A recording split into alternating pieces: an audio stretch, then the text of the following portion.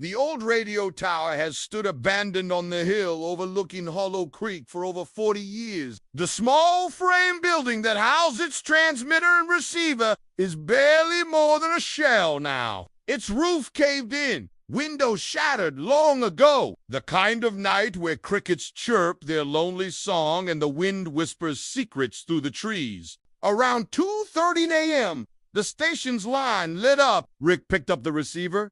And why did the caller ID show his own name and number? Fear turned to panic. Rick tried to focus on his show, but the music wouldn't come on. Static filled the airwaves. He couldn't get anything through. He tried to calm himself, knowing it was probably just some elaborate prank by some bored teenagers. But then he heard it again. Beneath the music, voices whispering his name. It sounded like they were right outside the studio, right behind the wall. But at 2:30 a.m. every night, WZRD 103.3 still broadcasts the same faint transmission, static whispers in Rick's trembling voice saying, "Stop broadcasting! They're listening!" All he heard was a whisper. He drove into town, stopping at the first diner he saw.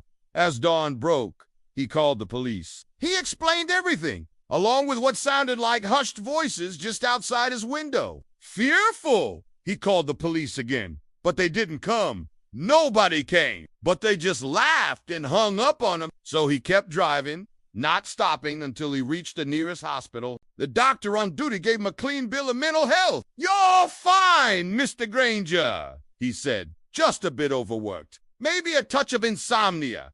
Get some rest. Stop broadcasting. They can hear you." The moment he stepped inside, the lights flickered and died. He ran. He ran through the woods behind the station, but the trees offered no solace. He ran blindly until his lungs burned and his legs screamed for mercy. But when he finally stopped and looked around, he realized he was lost. The woods pressed in on him, a dark, impenetrable maze. And then he saw it, the radio tower, its beacon blinking ominously in the darkness, guiding him not to safety, but to his doom. Rick cursed, reaching for the flashlight in his pocket. Suddenly, the backup generator kicked in, bathing the room in an eerie red glow. The on-air sign above the transmitter hummed to life.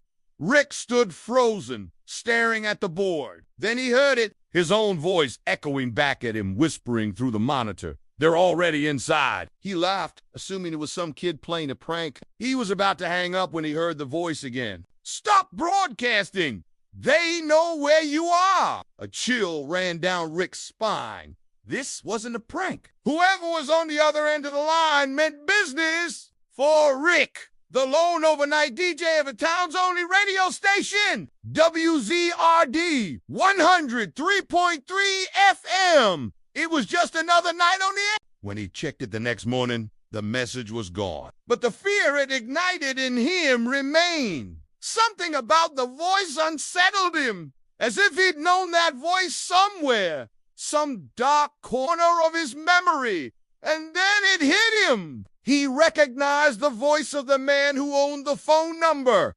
It was his, Rick Granger. But he didn't have the phones. In fact, he hadn't had a second phone in over 20 years. And he certainly wasn't listed in any phone directories. For the past 21 years, Rick had kept night owls across 3 counties, company with old rock and roll and late-night talk. It was a cozy, well-worn routine, connecting him to his listeners and anchoring him to the town he'd called home since he was a boy. But during the lonely hours between midnight and sunrise, a faint transmission can be picked up on the abandoned frequency of 103.3 FM.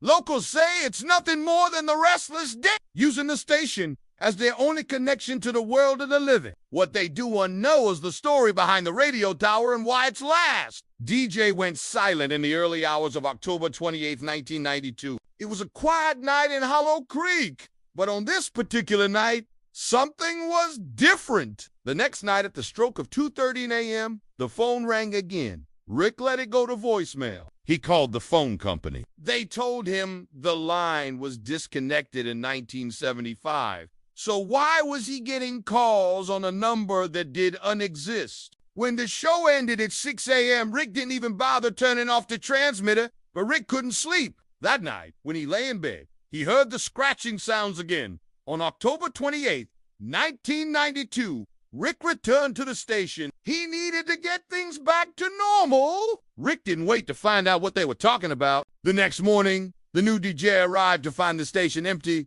the transmitter silent,